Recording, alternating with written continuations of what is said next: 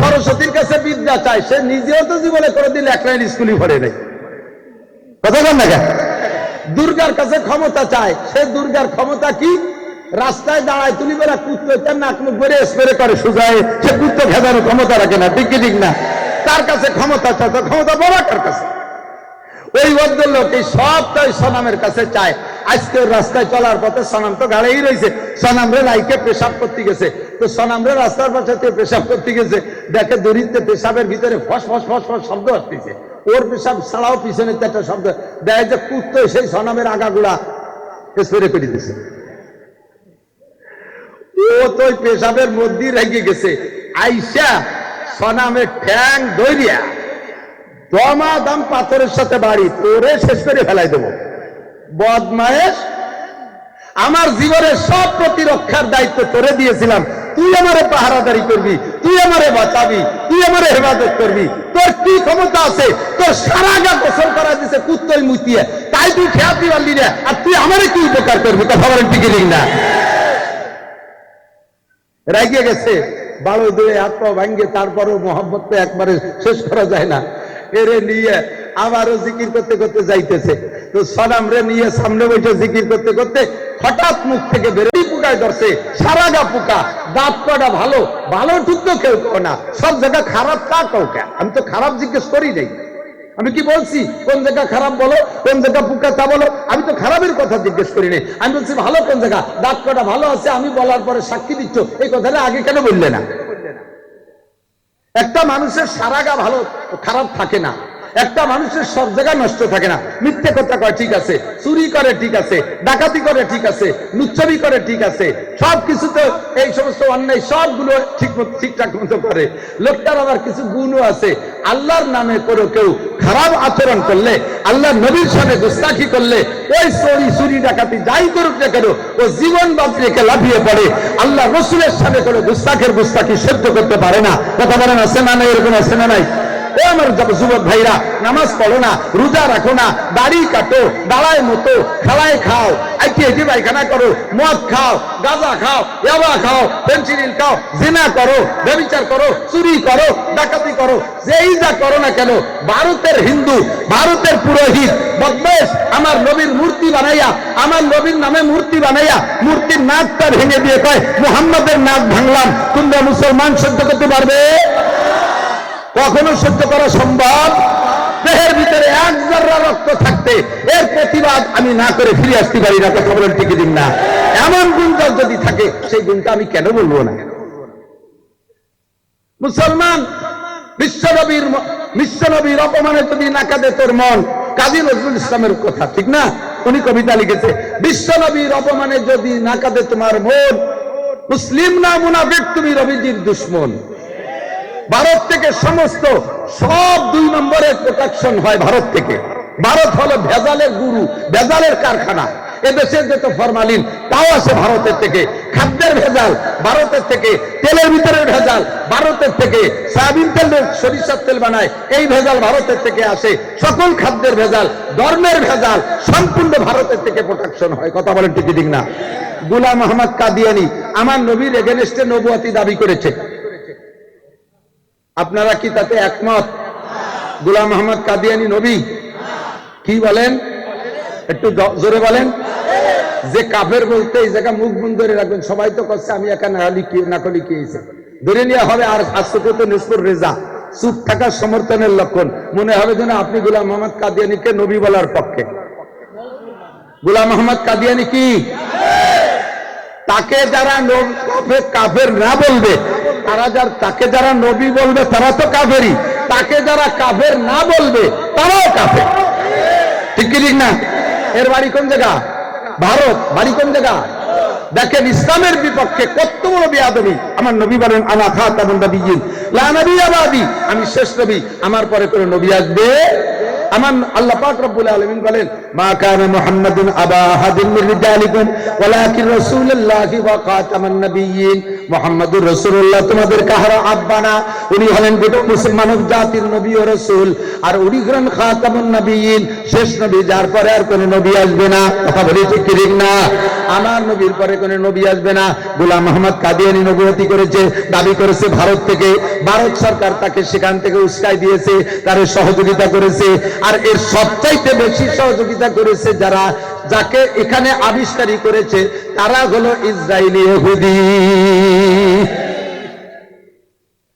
ও মুসলমান, বাংলাদেশে যত ভণ্ড পীর আছে, যত মাজারপন্থী আছে, সমস্ত মাজারের গুড়া আসছে ভারত থেকে। ভারতের থেকে ভণ্ড পীরদের আমদানি হয়।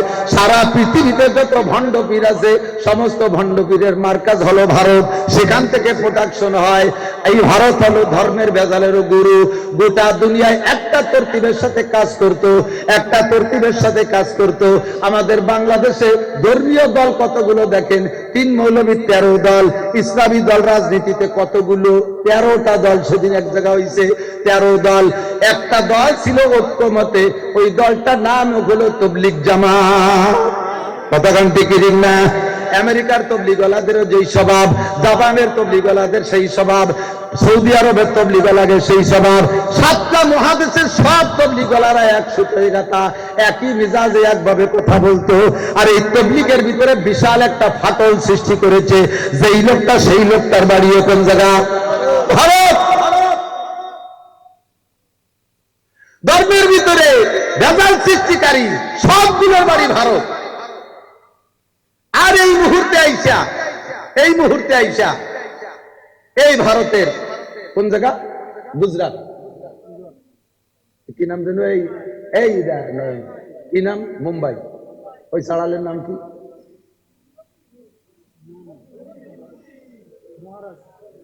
কি মহারাজ যেন নাম।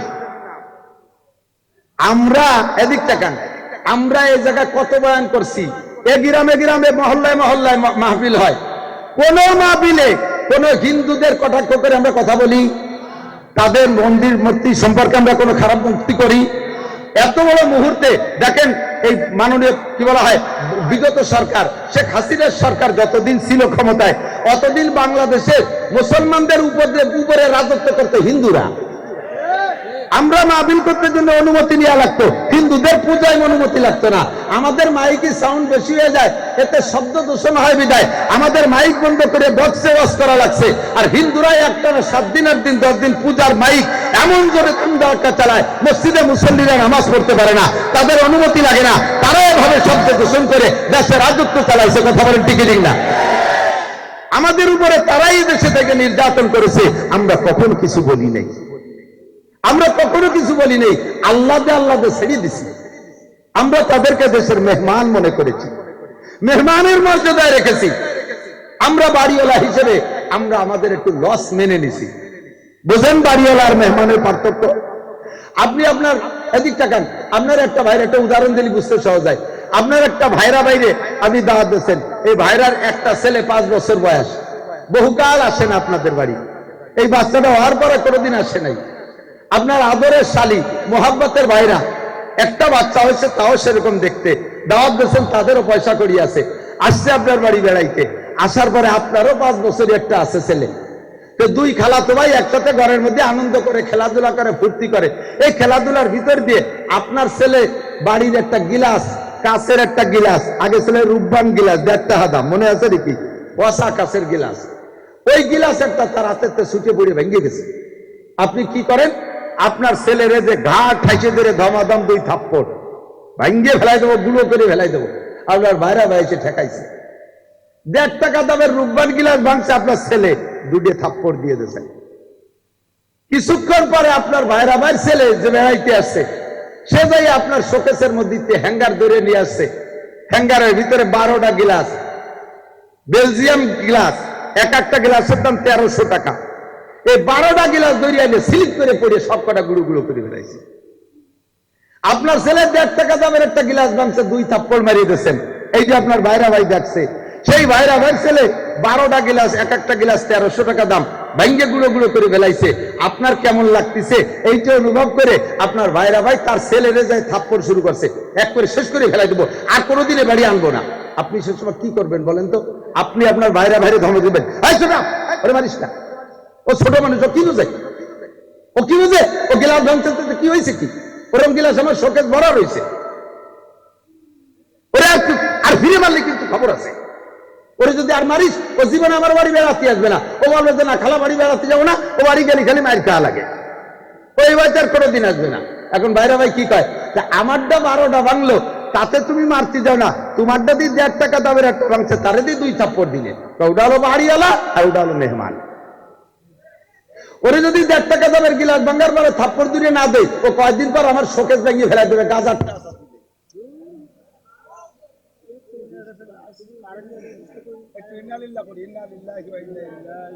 আমি এই জন্য বলছি যে তোমরা এই কোরা বাদ দাও, এই কারেন্টের একটা জেনারেটর চালায় রাখছি।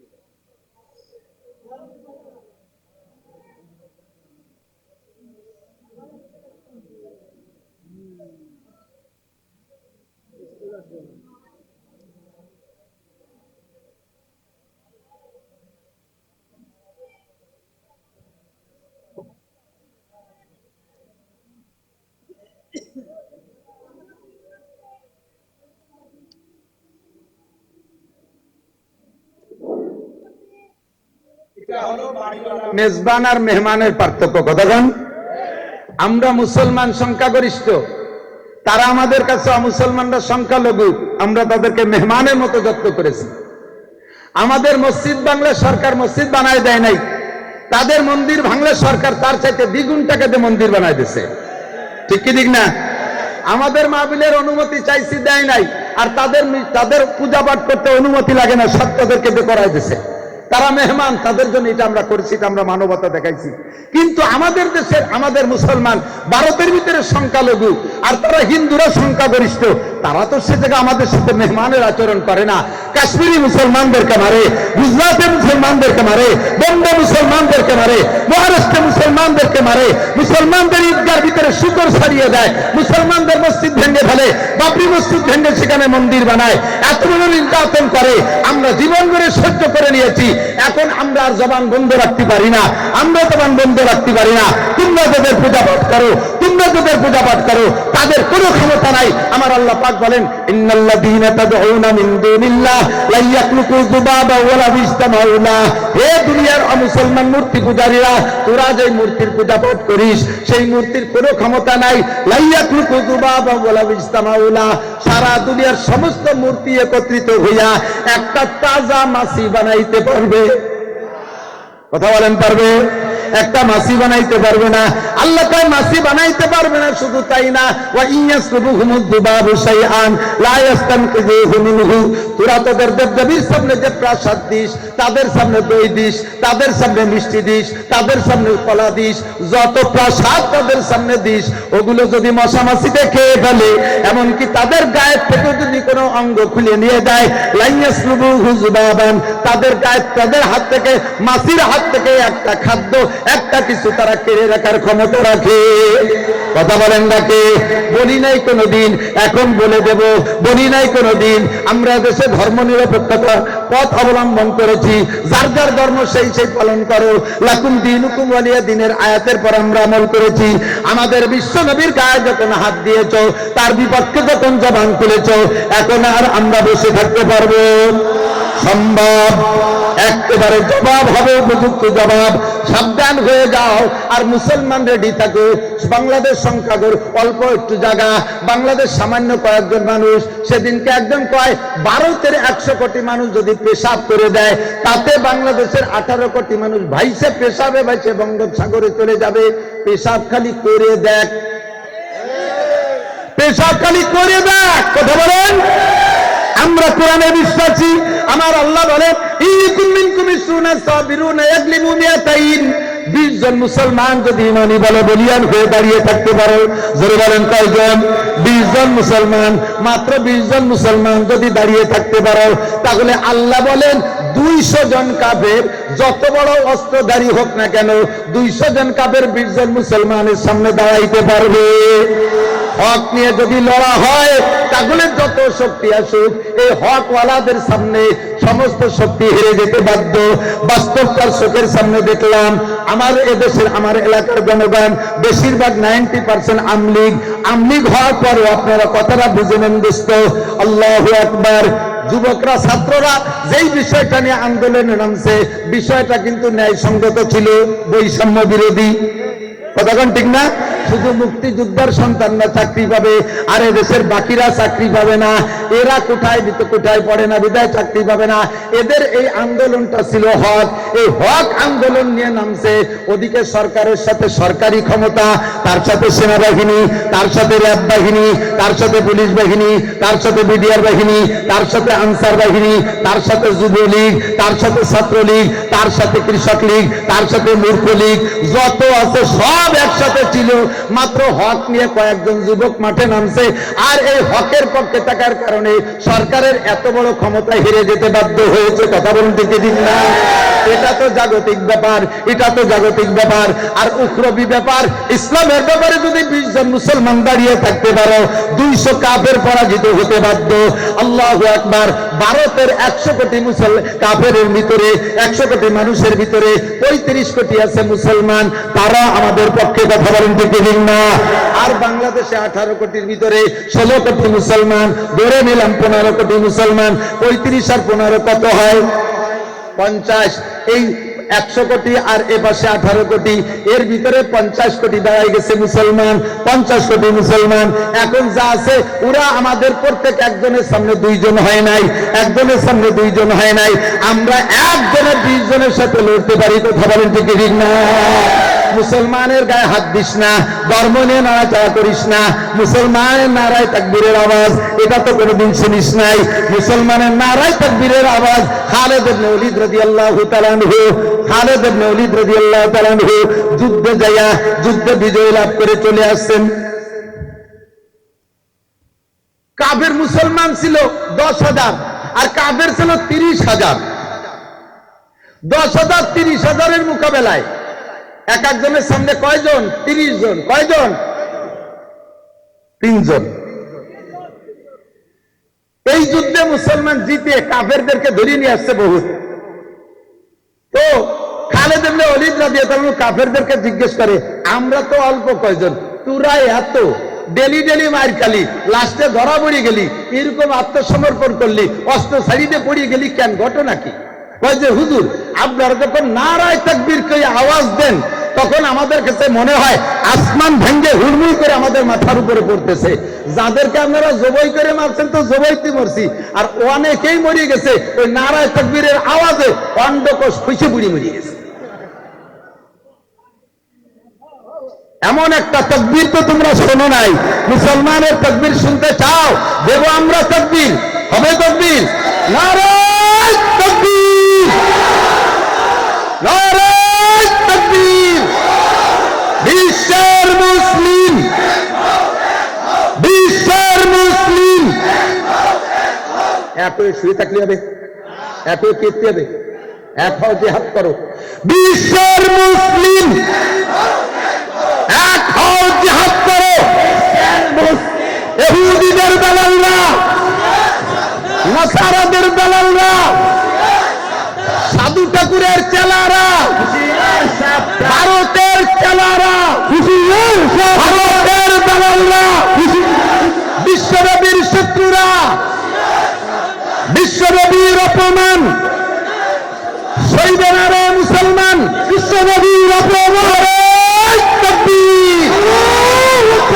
এইরকম একটা তাকবীরের ধ্বনি শুনলে লক্ষ লক্ষ পালায় যাবে, পরনের কাপড় নিতে সময় পাবে না। ঠিক কিনা? সহ্য করব না। বলি নাই, বলার ইচ্ছাও ছিল না, ব্যঙ্গ করি না, করার ইচ্ছাও ছিল না, কিন্তু কেন করাও? আমরা তোমাদের যাদের সম্পর্কে বলবো তোমরাই বলো। বা আরবালারা মূর্তিরে আরবিতে কয় সনাম। কি বলে? সনাম। এই সনাম পূজারী একজন, অনেক বয়স, 100-র উপরে বয়স, একটানা 80 বছর পর্যন্ত সে তার প্রতিজ্ঞা ছিল আমি যেখানে যাব সনামকে সাথে রাখবো, সনামরে পূজা করব, সনামের জিকির জপবো। আমরা জিকির করি আল্লাহ, বলেন আল্লাহ আল্লাহ আল্লাহু আল্লাহ আল্লাহ আল্লাহ আল্লাহ আল্লাহ আল্লাহ আল্লাহ আল্লাহ আল্লাহ সমাদ সমাদ বলেন সমাদ সমাদ সমাদ সমাদ কার নাম কুল হু আল্লাহু আহাদ তারপরে আল্লাহু সমাদ সমাদ আল্লাহর নাম উনরা আরবিতে ওনাদের মূর্তি রেখে সনাম এই সনাম রে গাড়ি করে চলাফেরা করে সব জায়গায় এক জায়গায় যাইয়া ওর পেশা পাইছে সনাম রে সনামের কাছে তো মুনাজাত করে এটা দাও এটা দাও সেটা দাও সব চায় লক্ষ্মীর কাছে অর্থ চায় লক্ষ্মীর পেটের মধ্যে খালি খেয়ার ও কি সাইডে ভয়সা তৈরি করে সরস্বতীর কাছে বিদ্যা চায় সে নিজেও তো জীবনে করে দিলে এক লাইন স্কুলই ভরে নেই কথা বল না দুর্গার কাছে ক্ষমতা চায় সে দুর্গার ক্ষমতা কি রাস্তায় দাঁড়ায় তুমি বেলা কুত্তো তার নাক মুখ বেড়ে স্প্রে করে সুজায় সে কুত্তো ভেজানোর ক্ষমতা রাখে না ঠিক কি ঠিক না তার কাছে ক্ষমতা চায় তো ক্ষমতা বড় কার কাছে ওই ভদ্রলোক এই সবটাই সনামের কাছে চায় আজকে রাস্তায় চলার পথে সনাম তো গাড়েই রয়েছে সনাম রে লাইকে পেশাব করতে গেছে তো সনাম রে রাস্তার পাশে পেশাব করতে গেছে দেখে দরিদ্রে পেশাবের ভিতরে ফস ফস ফস ফস শব্দ আসতেছে ওর পেশাব ছাড়াও পিছনে একটা শব্দ দেখে যে কুত্তো সেই সনামের আগাগুড়া স্প্রে করে দিছে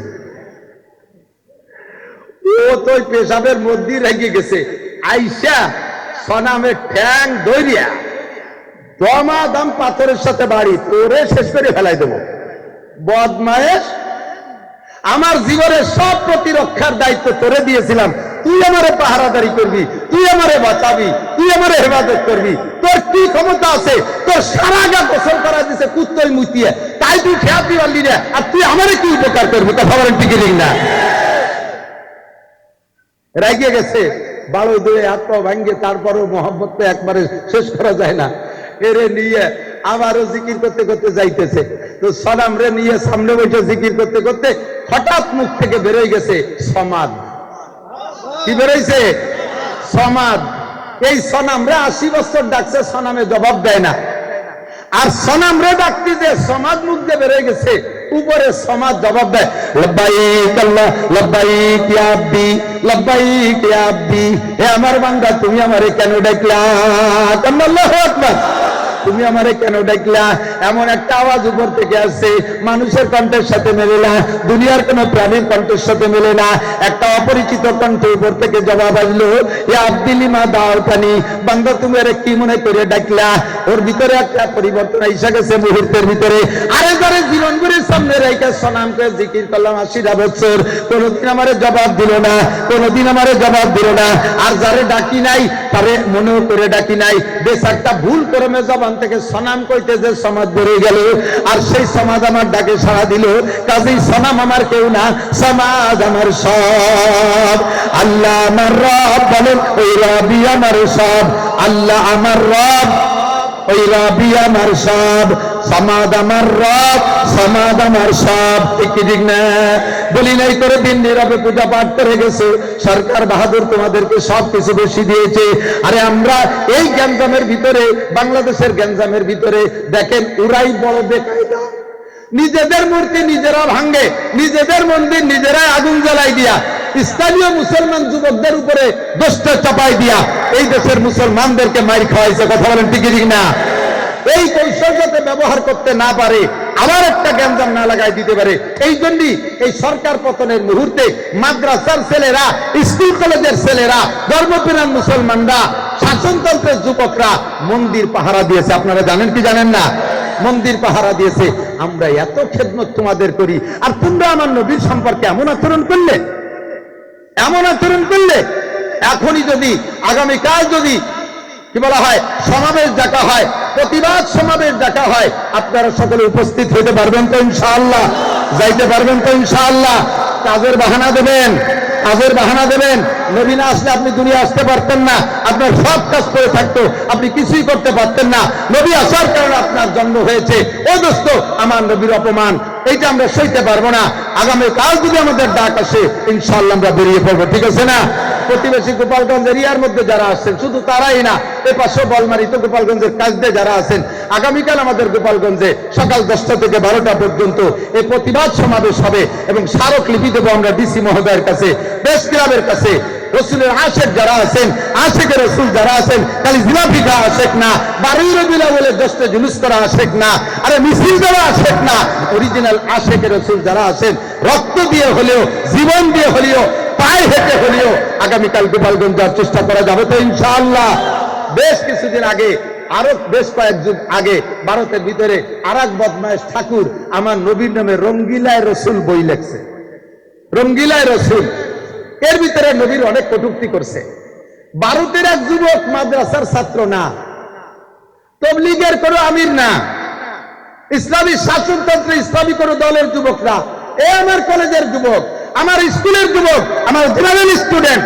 তোদের মধ্যে থেকে একটা যুবক সে তরবারি একটা চাদরের মধ্যে পেঁচাই নিয়ে ঠাকুরের গেটে যে বলছে, অমুক ঠাকুর কোথায়? বললো যে ভিতরে। কেন, কি খবর? তার সাথে আমার সাক্ষাৎ আছে। বলেন আগে কি সাক্ষাৎ? বলে না, দরকার আছে, আগে সাক্ষাৎ করতে দেন।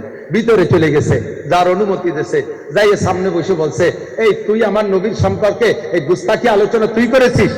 আমার নবীর সম্পর্কে এই তুই লিখছিস? সে জানে যে আমরা ভারতের মহাশক্তি, আমরা ভারতের মানুষ, আমাদের সামনে আবার কে আসে? আর গেটে তো আমার পাইক পেয়াদা আছেই। ও বলছে, হ্যাঁ লিখেছি, তোমার নবী এই দোষে দোষী, তোমার নবী চরিত্রহীন ছিল, তোমার নবীর শরীয়তে 4টে বিয়ে করার অনুমতি আছে, কোরআনে বলছে, আর তোমার নবী 9টা স্ত্রী ব্যবহার করেছে, তোমার নবী শরীয়ত বিরোধী কাম করেছে। জোরে কান্না নাউজুবিল্লাহ। বলার সাথে সাথে একে কোপে গর্দান আলাদা করে দিয়েছে। মাদ্রাসার ছাত্র না, মুহাদ্দিস মুফতি মুহাদ্দিস শাইখুল হাদিস না, এই যুবক কলেজের যুবক, এই স্টুডেন্ট, তোদের মতো একজন জেনারেল শিক্ষিত যুবক, তার ভিতরে সে হয়তো নামাজ পড়তো কিনা পড়তো আল্লাহই ভালো জানে, নবীর সামনে বেয়াদবি সহ্য করতে না পাইরা যে সরাসরি নিজ হাতে তার প্রতিবাদ করেছে, অ্যারেস্ট হয়ে গেল, সরকার নিয়ে গেল, ট্রাইব্যুনাল কোর্টে তার দ্রুত বিচার হয়ে গেল, বিচারের রায় ঘোষণা হয়েছে, আগামীকাল তার কি হবে? ফাঁসি হবে, আগামীকাল ফাঁসি হবে। ফাঁসির সংবাদ এর কাছে যদি আসে, ও কান্দে না হাসে? এই আপনাদেরকে ফাঁসির হুকুম হলে হাসবেন না কানবেন? কানবে না? পাগল হয়ে যাবে না? যুবকের কাছে যখন ফাঁসির ঘোষণা চলে গেছে, কোর্টের থেকে খবর পৌঁছানো হলো আপনার আগামীকাল ফাঁসি হবে, যুবক চেহারাটা খুশিতে হলুদ হয়ে গেছে। কোন সুবহানাল্লাহ, চেহারাটা খুশিতে হলুদ হয়ে গেছে, হাসতেছে মুস্কি মুস্কি। কোর্টের লোকে জিজ্ঞেস করে, তোমার আগামীকাল ফাঁসি হবে, তুমি এত আনন্দ খুশি হচ্ছ, হাসছো কেন? তা তোর কাছে বলে লাভ কি? মুসলমানরা আসছে, তুমি এই ফাঁসির খবরে হাসছো কেন? তুমি তো কাঁদবা। যে গত রাত্রে আমি স্বপ্নে দেখি বিশ্বনবী মুহাম্মদুর রাসূলুল্লাহ সাল্লাল্লাহু আলাইহি ওয়াসাল্লাম আর 4 খলিফার সাথে আমাকে জান্নাত থেকে ইস্তেকবাল অভ্যর্থনা জানানোর জন্য আমার কাছে চলে আসছে। আমাকে নবী পাক হাত ছাড়ি দিয়ে বলছে, তুমি চলে আসো, কালকে আমার সাথে একসাথে জান্নাতে থাকবা। আমার একটা জীবন চলে গেলে আমার দুনিয়ার সব শেষ, আমি নবী পাকের সাথে জান্নাতে থাকবো, আমার নবীর সাথে জান্নাতে থাকবো। মাররা মিনকুম মুনকারান ফালইউগাইরু বিয়াদিহি, যদি ইসলাম বিরোধী কোনো কিছু দেখো, শক্তি থাকলে হাত দিয়ে প্রতিবাদ করো। কথা বলেন ঠিক কি না? ফাইয়াম ইস্তাতিফা বিলিসানি, না পারলে কমপক্ষে জবান দিয়ে একটু বলো। ফাইয়াম ইস্তাতিফা বিকলবিহি, জবানও যদি না খুলতে পারো, অন্তরে ঘৃণা করো। অন্তরে ঘৃণা করাকে বলছে আযাবুল ঈমান। এটি ঈমানের সবচেয়ে দুর্বল পয়েন্ট। আমরা অত দুর্বল না, আমরা এখনো জবান তো চালাইতে পারি। কথা বলেন ঠিক না? আর হাত চালানোতে সমস্যা, হাত চালানোতে সমস্যা। একটু হাত খোলেন। আফগানিস্তানের মানুষ মুসলমানরা কয়েক মোল্লা মাত্র 42টে মাশাআল্লাহ হাত নামান, 42টে শক্তিধর দেশ সমন্বয়ে এই বাহিনীর নাম ছিল ন্যাটো। মুল্লারা সায়েন্স পড়ে নাই, বিজ্ঞান পড়ে নাই, বোমা বানাইতে পারে না, রাইফেল বানাইতে পারে না, কোনো অস্ত্র বানাইতে পারে না। চায়নার থেকে কিছু পাইছে, রাইফেল বন্দুক, তার নাম হলো ক্লাসিনকভ। এই ক্লাসিনকভ দিয়ে বিদেশের 42টে রাষ্ট্র শক্তিশালী দেশের সমস্ত সমরাস্ত্রকে একেবারে কেড়ে রেখে দিয়া 8,000 মার্কিন ডলার, 8,000 কোটি মার্কিন ডলারের অস্ত্র কেড়ে রেখে দিয়ে তাদেরকে খালি হাতে জুতোর মালা গলায় দিয়া তাদের পরনে পশায় প্যান্টও পরতে সুযোগ পায় নাই, এভাবে তারা পালায় চলে গেছে মুল্লাদের ভয়। কাজেই আমাদের হাত গুটিয়ে রাখার সুযোগ সময় নাই। কথা বলেন ঠিক না? ফিলিস্তিনের 40 লক্ষ, ফিলিস্তিনের কি বলা হয় 23 লক্ষ মানুষ, 23 লক্ষ মানুষ গাজার ভিতরে। তাদের ভূমি আয়তন কতটুক জানেন? কাশিয়ানি থানা অথবা আল বলমারি থানা পরিমাণ, 42 কিলোমিটার লম্বা আর 12 কিলোমিটার চওড়া। বলেন তো কতটুক জায়গা? আমার মনে হয় 2-3টে ইউনিয়নের জায়গা, ঠিক না? এই জায়গার সাথে এই কয়েকজন সাধারণ পাবলিকের সাথে আমেরিকা লড়তেছে। ইসরায়েল তো ফেসে অস্ত্র দিচ্ছে কে? আমেরিকা দিচ্ছে, ব্রিটেন দিচ্ছে, যুক্তরাজ্য দিচ্ছে, পশ্চিমেরা সবাই তাদেরকে অস্ত্র দিচ্ছে। একটা বছর পর্যন্ত মুজাহিদদেরকে হারাইতে পারে নাই। এই মুকাফিরের দল, ইহুদ নাসারা দল জেনে নে, আমার নবীর সৈনিকদেরকে খেপাস না। যদি খেপে যায় বিশ্ব মুসলিম, ইনশাআল্লাহ এই পৃথিবীতে তোরা পা রাখার জায়গা পাবি না। কথা বলেন ঠিক ঠিক না?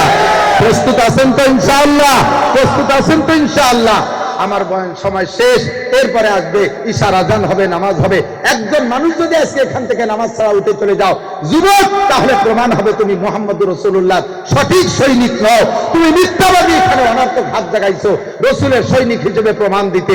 ওযু বানায় এই জামাতের সাথে, বড় জামাতের সাথে নামাজ হবে, নামাজের পরে মিজানুর রহমান ফরিদী একজন উঠবেন না, আমার কথা আছে, একজন উঠবেন না, মিজানুর রহমান ফরিদী। অবশেষে আরিফ বিন হাবিব সাহেব, আমার বাংলাদেশের বর্তমানে আল্লামা হিসেবে যাকে বলা যায়, একবার তাজা কোরআন হাদিসের রেফারেন্স দিয়ে বয়ান করবে। আমরা শেষ পর্যন্ত শুনবো, থাকবো তো ইনশাআল্লাহ, বেয়াদবি মোটে করবো না। আমরা ইনশাআল্লাহ প্রস্তুত থাকি। আল্লাহ তাআলা আমাদেরকে এই জিহাদের ময়দানে শরীক হওয়ার তৌফিক দান করে, বলেন আমিন। আগামীকাল গোপালগঞ্জের এই প্রতিবাদ মিছিলে আপনাদেরকে দাওয়াত দিচ্ছি। আর আমি খাস ভাবে দোয়া চাই আমার ভাই কারি সিদ্দিকুর রহমান সাহেবের জন্য। সকলে দোয়া করবেন, তার কিছু প্রশংসা থাকি করবেন। তার ছোট্ট একটা বাচ্চা মাদ্রাসায় পড়ে, এখনো সে মাদ্রাসার হাল ধরার ক্ষমতা নাই। আমার ছেলেদের মতো ছোট এখনো লেখাপড়া করে। ছেলেটা ফারেক হয়ে লেখাপড়া শিখে আসুক, বাপের এই স্থান সে বসতে পারে। আর তার মাদ্রাসাটা আমরা সকলে মিলে সহযোগিতা করবো তো ইনশাআল্লাহ। এই মাদ্রাসার পক্ষে কারা কারা একটা হাত দেখাবেন? মাদ্রাসার পক্ষে থাকবেন তো ইনশাআল্লাহ? ধান দিয়ে, পাট দিয়ে